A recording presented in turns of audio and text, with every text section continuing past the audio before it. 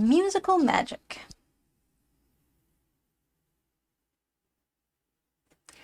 This is one of the most agreeable games that can be imagined when played with address.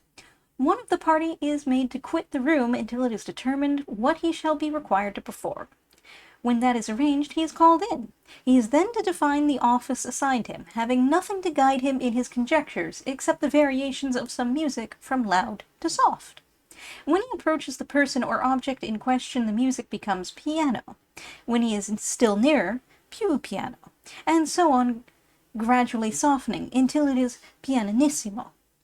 When the player touches the right object, the music ceases, which indicates that he has so far succeeded as to discover the instrument. But he has to guess now what is to be done with it. Therefore, the music recommences. When he does not hit upon the right conjecture, the loudness of the music announces his failure.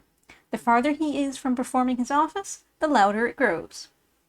But it will be proper to give this matter a more clear illustration by detailing a round of the game. We will begin with something simple, which should be the case when the player happens to be inexperienced or not remarkable for acuteness. We will suppose the task allotted is to snuff one of the candles in the room that, for instance, to the right hand of the person who is playing at the piano. After going often round the room and touching the ornaments on the mantelpiece, etc., and even the person seated, the music has continued too loud to furnish the least hint. At length he remarks that on his approaching the table, the strains have become slower and less loud. He goes up to it, then the notes are so soft that he cannot doubt being on a right scent. The table he knows to be connected in some way with the thing to be done. He touches the different articles on the table, the books, the workbox, etc. 'Tis all in vain. He draws near a smelling bottle. The music grows louder. It must then be at the farther end of the table. He then approaches it. The music softens, and continues to do so more and more as he draws nearer to the snuffers. He now feels confident. He touches the stand. The music becomes softer than ever, but does not cease. He touches the snuffers. It stops.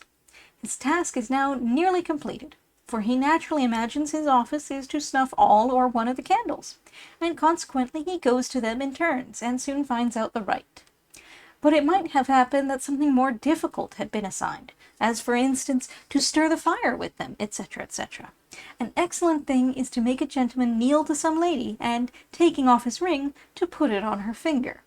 Some persons much used to play at this game are so clever that they can execute commands extremely difficult. If the party does not soon succeed and despairs of doing so, by paying a forfeit he may give up, when some other person commences anew.